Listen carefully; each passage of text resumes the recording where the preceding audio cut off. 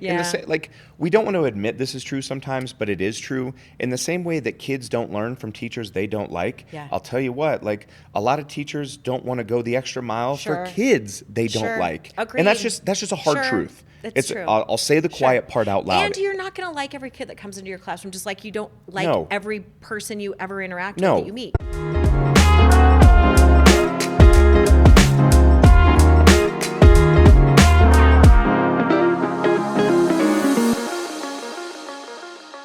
Welcome to this week's episode of Teaching Keating. Hi. How's it going? We are still in September. Boy, are we. And we are talking Getting back in the about swing of things. Yeah, boy are we. Yeah. We're talking about how to talk to teachers, a guide for parents, a guide for students, and a guide for strangers. Oh, strangers. Strangers, just people who are not in education. Okay, great. Yes. Sure, that's a really good one. Sorry, you need to specify for me because I was like, wait, what? Yeah.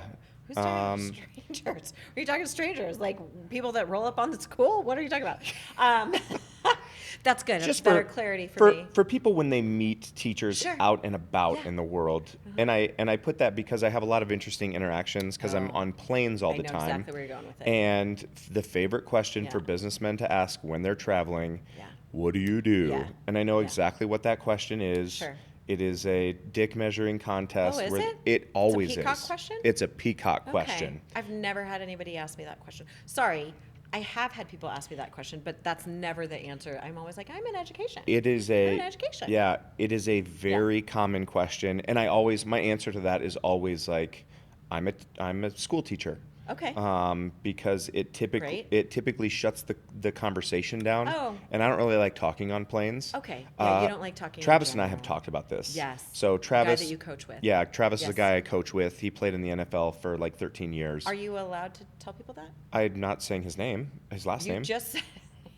I said his first name. Okay, whatever. But you better ask him. But Travis and I anyway. have had this conversation. He'll be on planes a lot, and people are like, "Hey, what do you do?" Sure. And he never mentions Well, that he obviously played in the not. NFL because Why it opens would up you? a whole Yeah. can of. Yeah. So he says he's a contractor. Yeah. Yeah. Well, and you're large human beings on planes. People always ask silly questions. Mm-hmm. I think, they don't mean to be rude. They're inquiring, or maybe they do. I don't think people usually intentionally are trying to be rude. I think they just say the thing that comes to their brain, and then. Sure. But also, why do you think it shuts down the conversation when you tell people you're a teacher?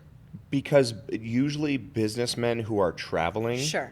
are like, they possess, and this is a generalization, but a number of them possess a degree of self-importance. Sure. Where it's like, when they ask the question, I say, I'm a school teacher. In their mind, they're like, I win. Sure. And so they don't like, Got they it. they know what I do. Sure. There's no follow-up. There's no Got follow-up it. question for like, oh, what is that? Right. Versus like, I'm the manager of blah, blah, Sure. blah, and insert jargon here. Yes. It's like, hey, tell me more about that. Like, Yeah. people know exactly what it is. Okay. They know where it is in the pecking they order. know and where then it is in the doesn't. pecking Sure. order of salary. Which is funny, and they don't because ask any that's- follow-up questions. Yeah, which is what you want, because That's all I want. actually not the That's reality all I of your want. life. All I want is to not talk to you when I'm on a plane. Okay, well, that's rude. And just so you know, Yes. that's everyone. I was on a plane next to Adam Carolla. I told you about this. It's a fun story. Go ahead. I was on a This is plane really good. next to Adam Carolla. Who I love, by the way. He's been around forever. Oh, so long. He would not shut up about this brisket that he ate. And I was just like, gosh, damn it. I can hear his voice too. Talk to me. He's been. Oh, this brisket. Don't try to. Talked for a half hour. Good. About this brisket. Hey, he's just being a nice guy on a plane. And I was just I like that he's normal. You told me that, and what was my immediate response? You cackle laughed. I did, and then I was like, why didn't you ask him about Dr. Drew and why they broke up? I don't even care about the Man Show anymore, but I do really care about Dr. Drew. Loveline was the greatest back in the day. That is something that I do wish would come back. I'm so sad. It went away. I love Dr. Drew. Love Adam Carolla. Could not care less. Yeah. Could not care less. And you didn't want to talk to him, even if it was Adam Carolla. I was next to Molly Shannon. Great 35-year comedic career. I sat next to Molly Shannon on a plane. Did not ask her a single question. Okay, she probably appreciated that. Yeah. That's a little different. Yeah. Okay. Well, right. Good job. Good job, you. Yes. Not being rude. Also, on I like that planes. you assume that Molly Shannon would not like to hear any questions from me. She doesn't. Adam She Carolla doesn't. was super hyped to talk to me about this brisket. Real cool. Anyway, back to talking to teachers and Yeah, other people I was who like, you what are we don't even want podcasting to. about? Yeah, because I do think Good bird walk. I Go do ahead. think that students, parents, and strangers Yes. need sort of some guidance Sure. about how to talk to teachers. Yes. Let's start with kids. I always, when I was in the classroom, and I appreciate that. Anyone in education, this is always sort of like, it's not touchy because wherever you work, your school and your administration and or your district, everyone's going to have really clear guidelines and boundaries and what's okay and what's not okay, clear expectations, all of those things. But at the end of the day, you still have to have interactions.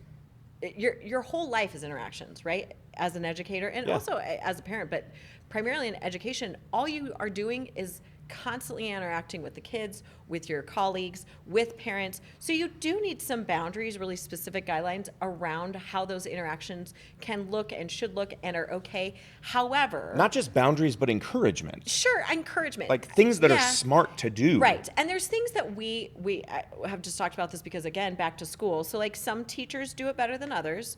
Our son's school has really specific, again, interactions around parent boundaries, what's okay to say to the teacher, what's not okay, where you need to go, all the lines of communication, direct lines, what you need, there's a Times and mediums through times and which you can reach out to your the teacher. way in which it happens. Yeah. I appreciate those. And as an educator, I really appreciated those. I appreciated the school and administration, your leadership just saying, here's what's okay and what's not okay. Yeah. What gets tricky is because it varies from school to school, and then norms vary, and then teachers vary, like what's okay interaction wise and what's not okay. So then people get confused, and that's what I don't like. I don't like some people doing different rules for their classroom versus what is okay, what has been said I think to that's the administration. unavoidable. That's It is unavoidable. unavoidable, but when you go, I'll just tell you a perfect example. As a teacher, parent interactions, I never answered things on the weekends. If it was immediate need, and we've talked about this before, Saturdays, no problem. Sundays, you will not hear from me. Yeah. It's inappropriate. Now, some of my colleagues did a lot of work on Sundays. They would answer emails and do all that stuff. And then that set me up to fail. Because it in sucks, the because future. it creates then the I expectation that you're all reachable on Sunday. And that's mean to the parents. That's not their fault. That's us as teachers not being aligned, and then reframing boundaries classroom to classroom, and then me playing batting cleanup because you didn't have clear boundaries in your classroom, and now this person thinks they have access to me on a Sunday, which they don't, and now they're pissed. But that's a boundary that you crossed that I just held the standard to because that is the standard of the school and or expectation. Okay, well, let's go this route then first, because Okay. you're going parents. Sorry. I wanted to go Sorry. kids. Let's continue down the Okay. path of parents. Sorry, let's 'cause I figure think- out parent first, then we can go I back think this to is a good kids. one. Like Sure. parents, how to Sure. talk to your kids' teachers. Like, Yes. please Sure. respect the boundaries Absolutely. that have to exist in this profession Yes. for teachers to be able to do this for a long period of time. Yes. And Yes. if you are reaching out on, I'll just say the weekends in general. Yes. If you are Sure. reaching out on the weekend Yes. with the expectation that you're going to get a response, or worse Right. yet, an immediate response from your kid's teacher, Yeah. that is a bridge too far. Way too far. That's a bridge too far. And as a teacher and as a parent, I am trying to be aware of like when I can access my kids as teachers. So for example, anything on a Friday, like let's just throw out Friday afternoon, but I'll just say like sometimes, it's been a busy week, we haven't gotten to it. I'll do Friday morning. I do not expect to be responded to probably until Monday. Yeah. And that will be okay. Now, if it's on a Monday morning, Tuesday morning is fine. I'll give them a 24-hour period. If it's Friday morning and I emailed you on Monday morning, then that's not respectful boundaries, and the teacher needs to do a better job at sort of getting back to those things. I think a 24-hour window is more than appropriate. Totally reasonable. In a 5-day work week. Yeah. Weekends are a whole different animal. Now, it's different when it comes to your students, but we'll set that aside for a second. In terms of parents accessing someone, I think email within a 24-hour period. If you don't get a response within then, I think a phone call may or may not be appropriate, depending on what the issue is, directly to the teacher and within those school window hours. On behalf of all teachers, whether they Okay. agree with this or not, Okay. parents need to understand, yes, We are with your children. Sure. And other people's children. And other people's children. In a lot of cases, more than you are with your children during the school year. That does not mean that you have unfettered access to us. It doesn't. It does not. And for you to have that expectation is not only professionally disrespectful, but personally disrespectful. It's disrespectful of who we are as professionals, but it's also disrespectful of who we are as people. We also have marriages and families and all this other personal stuff, just like you do, that we need to attend to as well as your children. But your children actually are our professional. Yeah. So, and that gets sticky because people's children, it's vulnerable, it's emotional, it's your kids. I get it. All of the things that come with a profession that is very vulnerable because you're dealing with people's children and like high gradient things. Sure. I understand. That still doesn't give you the unfettered access to us constantly. Yeah. And I think that sort of needs to be reframed, and so parents need to respect that boundary and then also be able to work within that in terms of speaking to teachers and accessing them. Best times to reach out to your teachers: Monday, Tuesday, Wednesday, Thursday. Yeah. Okay. Throw Friday away. That's not even. Friday's, there's just too much going on. Friday's going to be tough. Yeah. There's professional development. There's a lot going on. Yeah. There's a lot going on, and the weekend is looming. Yes. And in a lot of cases, teachers are trying to get so much done before they go for the weekend so that they can spend time with their own children and their own families. Right. And so, like, number one, you don't have unfettered access. Right. Number two, reach out. If you want to talk to them, hey, Monday through Thursday is going to be your best bet. And quite frankly, number three, like when you're talking to teachers as a parent, like the word collaboration has to be a part of your vocabulary. Yes. It cannot be you versus me or you and my, like, Great. No. Thank you for bringing that up, because I was going to say one of the things that was really important for me that I learned in a mentorship program, but has just stayed with me forever. It's just 3-point communication, which people know. It's very easy. It's, like you're a point, I'm a point. The behavior is the third point. Yes. So like if you're talking, to parents, you and the parents are a team. It's collaborative. It's you're on the same page, and then whatever the behavior, the issue is over here. Yeah. That's always the third point. You guys are always on the same page, same team, equal footing, because that's what's important. And it's great for parents and also educators to go into the same thing. It's never adversarial. Even if you have an issue with the teacher or the way they're doing something, it's always the behavior or the issue at hand. That's the third point. It can never be personal. It can never be,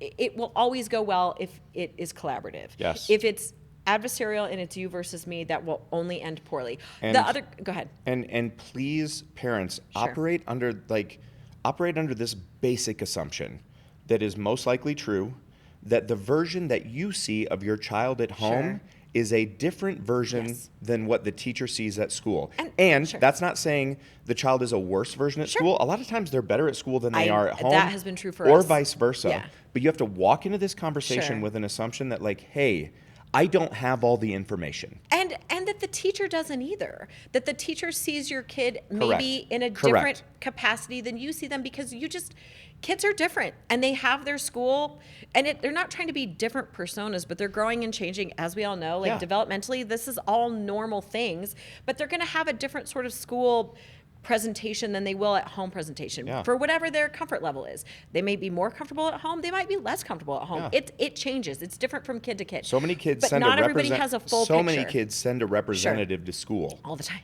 And then the person who comes home is very, very different. Yeah. I mean, and that's more true for one of our children than the other. I would say like a lot of the way one of our children presents at school is really different than the way they present at home, and one is more similar, and I think it's just their personality based. Yeah. One is not better than the other. It's just very true. And that is true for all kids across the board. So you have to kind of know that going in. The other thing that I want to say to parents too is just like, if you are not coming with an action step, if you're just coming with complaints, and I've said this in the past, but I can't fix it for you as the teacher. You know your kid best because you are the parent. And so we're going to come with some collaborative solutions, but I would like you to also come with solutions. Correct. I can't be solely responsible for solutions. And in fact, I would also prefer, just as the teacher or the educator in the room, was like, you've talked to your kid about this issue before. You guys have an understanding of sort of like the way that it went. And again, this is age appropriate depending on the kid. Sometimes it's not appropriate for the kid to be in the conversation. When you're in middle school and high school, your children should be in the conversation or should be advocating for yourself. They should be driving the conversation. They should be driving the conversation. And if you are still having teacher conversations when in high school, it should only be because the kid has tried to resolve it for themselves, has not been able to come up with a workable solution with the teacher, and then you are being forced to get involved. Yeah. You should never be driving conversations when your kids are in high school.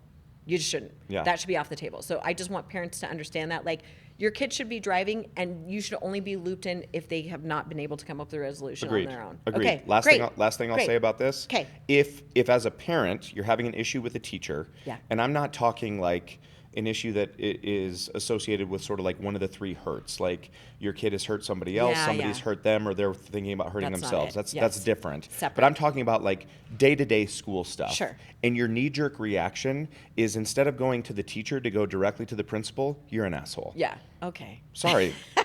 That's like, so if you have not done Sure. the courtesy Sure. of bringing the issue to the teacher, and you go directly to the principal, huge problem with that. Huge problem with that. That goes back to not respecting the person, nor the institution, nor Correct. the boundaries that you've had.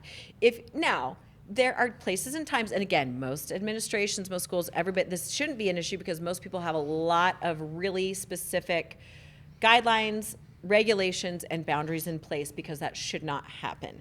And people are but some schools are more lackadaisical with this. Some, again, it's going to depend on where your kid is at school. I would say the current place that our son is, it's so specific. We have zero lack of clarity around which is chain good. Of command, which I appreciate, because I'll just say, when the parent population tends to be more involved, the chain of command needs to be more strict and have really clear boundaries. Yeah, there's a huge benefit of having a highly invested parent population. Huge, and I prefer it. There is also Yes. a profound weight that is really heavy, and that boundary everyone in the pushing. school has to carry Sure. with a highly invested parent Yes, population. and so you need to have clear expectations and boundaries. Correct. So ours are really clear, but I would say there are parents, I will just be honest about, who I've interacted with, who will not heed any of those boundaries or expectations. Yeah. And so, to your point, I have lots of thoughts about that. I'm sure you do. But if you do not respect your child's teacher enough, and I'll just say from personal experience, there's some teachers that our son had last year that we did not respect. He did not respect. It wasn't a fit, and that's okay. But we didn't get to disregard that person because we didn't. Maybe we had a personal issue with them. We didn't necessarily appreciate their teaching style or the way that they approached our son, whatever. That was his to own, and that was his to figure out. You got to again, figure it's it out, high school dude. now. You got to figure it out. You're going to have bosses you don't like. You're going to have people you have to figure it out. Yeah. Your parents can't come to your rescue all the time. And I think it's a disservice for parents to constantly rescue their kids when it comes to their teachers or whatever. That's just not reality. Let's push, because we've spent too much time on this. Okay. Let's push towards kids. Let's go. Go ahead. And what kids need to do. Sure. Kids, like, this is the simplest thing that every single kid can do. Like, hey, you need to talk to your teacher more. Yes. I was so proud. Yesterday, we were driving home, and I was talking to Everett about his first day of school, and he told me something. I don't know if he told you this. He told me that when he walked into his class, he walked up to every single one of his teachers. He shook their hands. He said, "Hi, I'm Everett. It's nice to meet you." Great. And he said 3 of his teachers said, like, "Hey, thank you so much for coming and saying hello. Like, most kids don't do this." And I was like, dude, that is so great. So much That learning. is so great. Okay, parent. It's like, hey, man, that's... Especially because last year that was because in the same way, yeah. like, we don't want to admit this is true sometimes, but it is true. In the same way that kids don't learn from teachers they don't like, I'll tell you what, like, a lot of teachers don't want to go the extra mile for kids they don't like. Agreed. And that's just a hard truth. It's true. I'll say the quiet part out loud. And you're not going to like every kid that comes into your classroom, just like you don't like every person you ever interact with that you meet. That's just true. The hard truth is, like, for teachers out there, like, some of our students are easier to love than others. And it always blows my mind when teachers are like, "I don't have favorite students." Like, no, you don't have honesty is what you don't have. Of course you do. And I'll tell you what, like, there's going to be a time, and it's usually right at the end of the semester, when you're going to want, like, kids are going to want to ask their teacher for something. Yeah. And if you've not invested the time on the front end, don't expect an investment of time on the back end. I do think for kids too, and we've talked about this with for some kids, it's easier. For, like, one of our children is completely relational, and her grades reflect her now I just tell you who my kid is, but like reflect her relationships with her teachers. Yeah. Like lockstep. Yeah. If she likes you and she's in relationship with you, she's going to work hard for you. If you don't invest in her, ask her anything, and like, it's going to be more difficult for her. It's just really clear. But one of our children doesn't care about relationships at all. So like when you say the win, that's huge progress because that's less of his nature to be more interpersonal and relational. Yeah. That's not his brain. That's just not how he's been ever. And so that's huge growth. And so for the teachers and for parents who are trying to get your kids to talk to their teachers, I would just say, allow them opportunities to do that, right? The more opportunities you can encourage your own child to be like, just go say hi. Or, for some kids, it's going to be more natural. For a lot of them, it's going to be very unnatural. It's going to be they're going to feel so uncomfortable and out of their skin introducing themselves and trying to talk to their teachers about any issue. But the more they do it, the better they will get at it, no matter their personality. So I just want parents to be really on the same page of like, just allow your kids opportunities, just encourage them. Yeah. And not like, like the kids talk about like just, they don't call it brown nosing anymore. We're just talking about language. They call it, you're a real try hard. What a try hard. My kid called me one the other day because we did group yoga and he was like, oh, real try hard. Mom was like, you're welcome. Yeah. You're right. Yeah. I am a try hard. I do try hard. If I'm going to do something, I'm going to do it well. Yes. Let's give it our all. Try hard. Yeah. But that's just so you know, that's not the burn you think it is.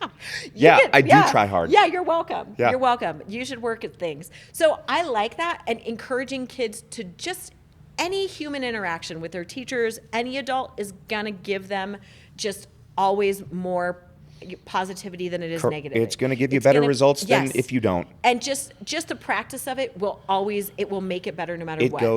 It goes a long way. So much farther than you would think it does. And it's shameful to admit that that's true, but it's 100% true. It's 100% true. So let's put a pin in this for a second, because we've talked about kids, we've talked about parents. Strangers will come up. Strangers will come up when we do he said, she said, and I want to get to a bunch of these questions. Let's do it. All right, Matt. All right, I'm trying to do 2 per category. Great. Let's do it. So we'll start with students. Okay. If a student wants to ask for extra help, when should they not do it?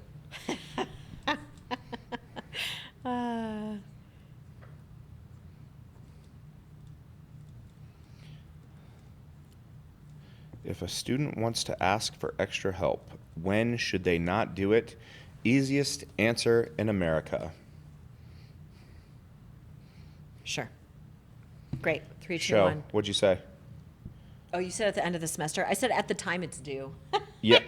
Same. It's the same answer. Same. Yeah. This is the biggest mistake. Kids do it all the time. The biggest mistake that kids make in schools is they ask for help after it's too late. Sure. And then they get pissed at their teacher, mad. Like, my teacher just doesn't like me. Like, no. The teacher hates me. They don't want to help me. There's 185 days. This is a very slow rolling train. Yeah. And now we've gotten to the end of the semester or the end of the unit, and you realize, like, ooh, this isn't going to go as well as I thought it would. Yeah. And now is the point where I want to come to my teacher so that at the 11th hour, they can bail me out. I want to push back on this just a little bit, only because I totally agree with you. However, you are giving kids the benefit of the doubt that they're somehow so hyper aware that they're not going to get the assignment, and I feel like what the reality is they get into the assignment and then they're like, oh crap, I don't know this as well as I thought I did. Then I didn't save enough time. Now I got to go ask for help, but now I'm uncomfortable because I don't want to admit that I didn't do a good job. Hold on. Okay. I'm just saying. I love how you interrupt me all the time, but whenever Okay, I'm not interrupting you. I just want to finish my thought. Sorry. I'm just having saying a domestic here on camera. You don't assume all of those things are true before they come to you, which the fact of the matter is, I would say 90% of the time, everything I just explained happens before they get to you. It's not that they want to do it. You're the last misunderstanding second. what I'm saying. Okay. I'm not talking about a singular assignment. Okay. I'm not talking about that. Okay. I'm talking about the end of a unit or the end of Sure. a semester where there has been a collection of assignments and lessons. Sure.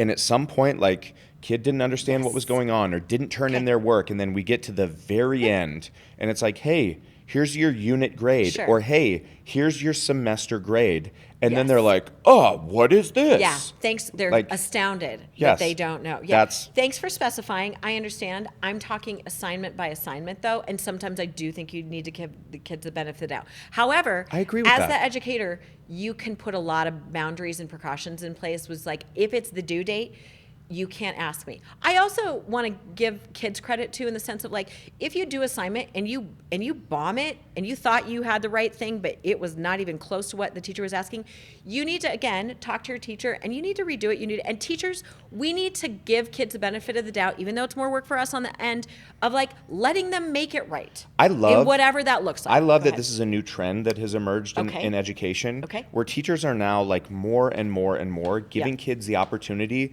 to redo things all day, every day. Because that tells me like we're transitioning to a place in education where we're not about getting grades in the grade book. Sure. We're authentically about mastery. Great. And like every single one of us who like is in a classroom or has been in a classroom has to make that decision. Sure. Like, are you about grades in the grade book or are you about mastery? Right. Because if it's about mastery, then those opportunities should exist. Right. And also, like, let's just be real. Like in the workplace, whatever your job is, if you do a crappy thing on job and it doesn't go right, or you lose a contract or whatever, your boss is going to be like, hey, you got to redo that.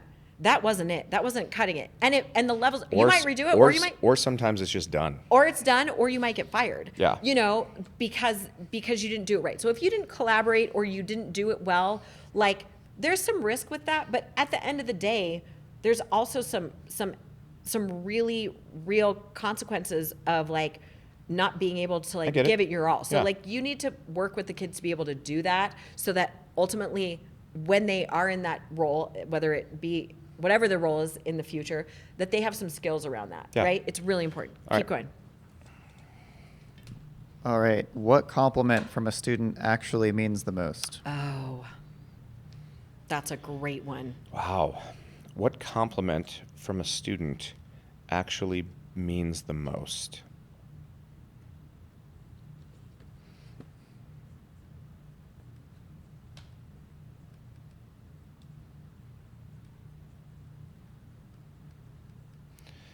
This is one of those where it's just like, you got to think back, right? Mm-hmm.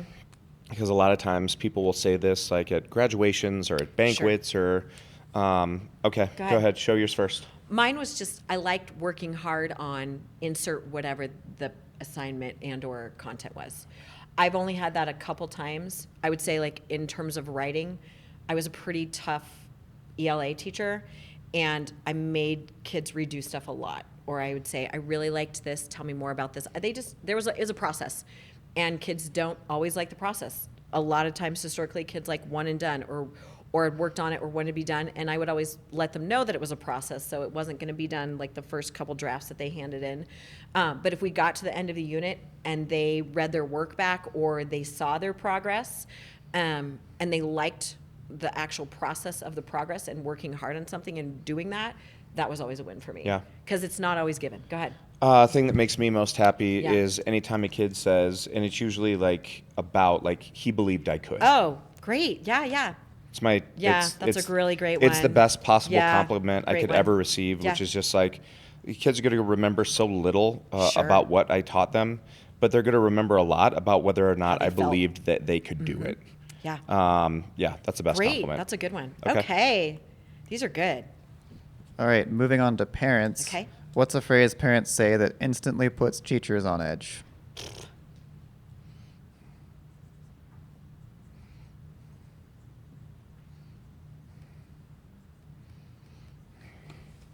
It's a phrase that parents say that instantly puts teachers on edge. You got it? Yeah. All right. 3, 2, 1. I'll go first. Well, my child. Oh, that's funny. Ours is similar. I said, what you could do for my child is. Yeah. what you could do for my child. Yeah. It's adversarial. It takes into account the fact that I haven't thought about their child at all up until this point. Or that I haven't considered what their child's needs are or gifts are or anything about their child to begin with. And that how somehow the time and the hours that I've spent with their child, whatever their child has told them, like their version is so much clearer and they have a much better understanding of the situation than I do being in the situation with their child day in, day out. Yeah. So it's just, it's adversarial on a lot of things. So that one's pretty clear. Go ahead. This whole you have any more to add? Yeah, my child Sure. operates under the presumption that my child is so profoundly different than every other child in the classroom and that you have ever experienced. Like it is an instant identifier that like, oh man, like not only do I not think you see your child, I don't think you have much self-awareness. Or we're not on the same page with your kid. And I also think it's under the assumption of like, oh, I haven't been in education that long, or somehow human development has changed so much. It's like, well, let me tell you about kids. Oh, please. Please Let me tell you about finances. Like, please do, accountant. Tell me about children. Yeah, it's funny. Or like, it's like me, Anyway, that's a great one. Same. Yeah. All right, now essentially the opposite. Great. So if a parent wants to get on your good side, what's the sentence they should use? Oh. If a parent wants to get on your good side,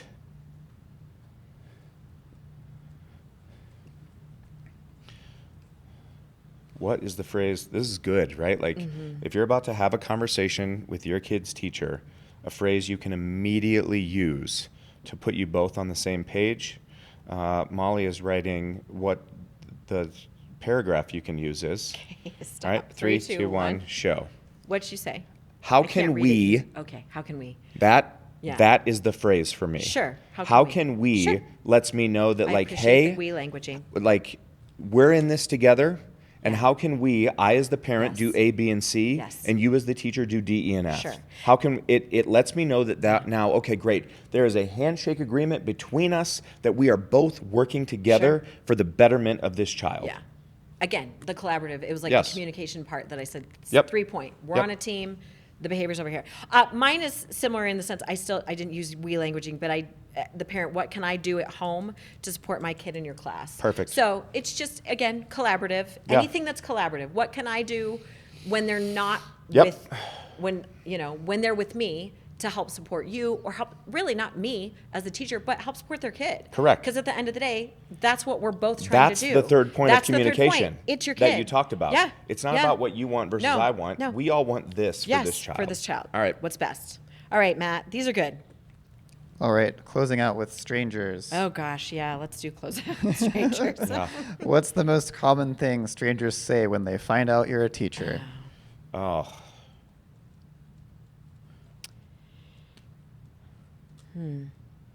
most common thing that strangers say when they find out you're a teacher.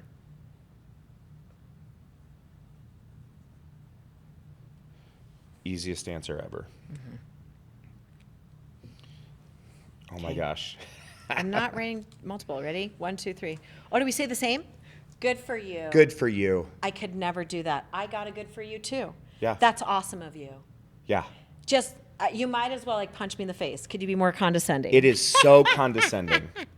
It's like, I mean, and you can tell that we've obviously had conversations about this, but we've both had it. But as teachers, I think anyone who's listening to this podcast, anyone who's been in education for more than 10 minutes has gotten a good for you. I'm sure. It's almost like a weird pat on the back. And I don't know if it's like us in the West or what we do societally. Like I would never tell someone in, the business world or in, any other profession, like, oh, fireman, good for you. Oh, good for you. Oh, good for you. And people don't say it out of like. People say it all the time. Yes. There's a reason why. Like, we've not All heard this the question, time. and yet Molly and I have the exact same answer. It happened on the regular. And millions of teachers Yes. around the world have heard it. this. Yeah. Good for you. Yeah. Stop saying Yes. good for you Yeah. when you find out someone's Sure. a teacher. It is condescending Yeah. as shit. It's like, every time somebody says that, I want to be like, oh, I also go on the big boy potty. Yes. Like, It's less than that very, for me. It's just more like, oh, good for you. You chose kids instead of adults. Yeah, well, somebody has to. Yeah. You're right. It is. Totally. It is. I did choose kids instead of adults, and that's great. But it's no less of a profession than engineering or something in business or accounting, or you know what I mean? I feel bad we're picking on accountants. I'm just like, it's a really honorable profession, and I get that that's where the good for you comes from. But more so, it's a very valid profession. It's a needed profession. Education it's not a unique choice in the sense that like, oh, I chose this because I couldn't do something else. It was very conscious and and it's a beautiful profession. I'm grateful to be in it. But it's no less of a profession. And it's sometimes it's weird how people see it. Yeah, they have people very say it weird like, perceptions of it. Oh, good for you. Right. Let me validate you. Yes. Because I know that monetarily we don't. Maybe that's so what let it me is. so let me throw Sure. this good for you in your face. Yeah. So you know that like You've chosen well. And then when they follow it with Sure. like, oh, I could never do that. Right. Yeah, we know. Most people don't. We know. Most people don't choose it. It's Yeah. tricky. Yeah. That's okay. I get where it comes from, and people aren't trying to be condescending, but it is condescending. Yeah. It's asking how much money we make. It's a rude. It's a shitty thing to say. Yeah. Just stay away. Yeah. Try not to. All right. Okay. This isn't actually the next question, so you can just answer directly. But Okay. what do you wish the reaction was? Oh, that's a good question. That's a great. It's funny because I was sitting there and I was just like, it's almost like teachers need a thank you for your service equivalent. Yes. You know what I mean? Yeah. Like when a military thank you for your service. When people meet Yeah. servicemen and women, like, hey, thank you for your service. Yes. Yeah. Like, what's the equivalent for teachers? I mean, you could say thank you for your service. It's not the equivalent. I mean, because you don't want to, again, insult people who are in military because that's not the same. It's very different. But there is something where you're walking into a profession where you know there is a risk and there is a level of service and you do it anyway. And so, I don't know. I don't have a terminology, but yes, that's a great answer. That's a great answer. I have one because I meet 1,000 new teachers and principals, and what I say to them all the time is just simply like, hey man, thanks for everything you do for kids. Sure. That you do say like that. I say it all the time. That's a great one. And it's genuine. It acknowledges their really hard work. Yes. And it is super sincere for me. Like as a person who has devoted his life to educating children, like, hey man, thanks for everything you do for kids. I think you say thanks what you do on behalf of kids, which is true too, because I think even more specifically, like the languaging on behalf of is like you're an advocate for kids. You transition kids to adulthood and to their adult life. You are with them in their formative years, forming them into who they're going to be as adulthoods. And on behalf of kids and developing brains, we appreciate that. Thanks very much. And it should be along those lines. So there you go. That's whatever version of that you want. That's great. Stick that in your back pocket. Great. Yeah. All right, last question. Great. What question about teaching actually makes you happy to answer? Oh, that's fun. What question about teaching actually makes you happy to answer?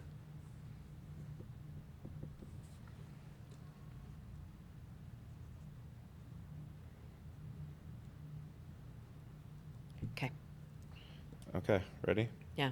3, 2, 1. You got to hold it back because you always hold yours forward and I can't read it either. What do you love about it? This is the same. This is funny because mine is what do you love about kids? Yeah. That's great. Some version of that. Yeah, some version of it. Always it's great. makes me happy. Yeah. Like, you love, that's funny because we have different versions of that too. I didn't always love my content or parts of the classroom depending on where I was. I always love kids. Yeah. Like I always started with kids. You do love kids as much as I do, but you also really loved your content. Totally. You love the classroom. You love like the pedagogical nature and process of education. You can jump in anytime. I don't want to speak for you. But I love watching the light go on. Yes. I love this sound. Yeah. Oh. Yeah. That's what learning sounds like. Yeah. I good. love that sound. Yeah. Because that is the sound of connectivity of kids to the content, kids to the teacher, and a lot of times kids to each other. Yeah. I love that noise. The light bulb. And and why I love that question so much is like It's a great question. It positively frames the work that we do with kids versus like, how do you deal with other people's Right. children? It's like, damn.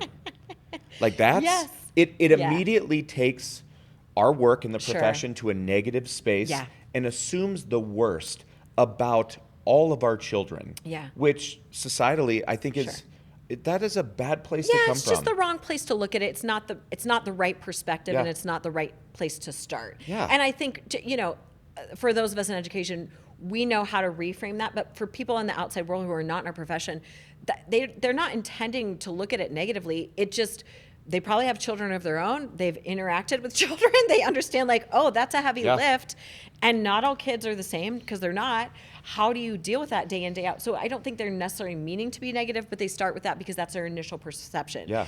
And that's what they need to know is like, that's not our perception. Is it, you forget about all the fascinating, awesome things about kids. Kids are awesome. They're great. They're fun. They're funny. They're uninhibited. It's every part of pure bits of you as a human being that you lose in adulthood that is just like unfiltered, that are all the great parts. And you get to experience that every single day. And that's what people need to remember. Yeah. Like, they're awesome.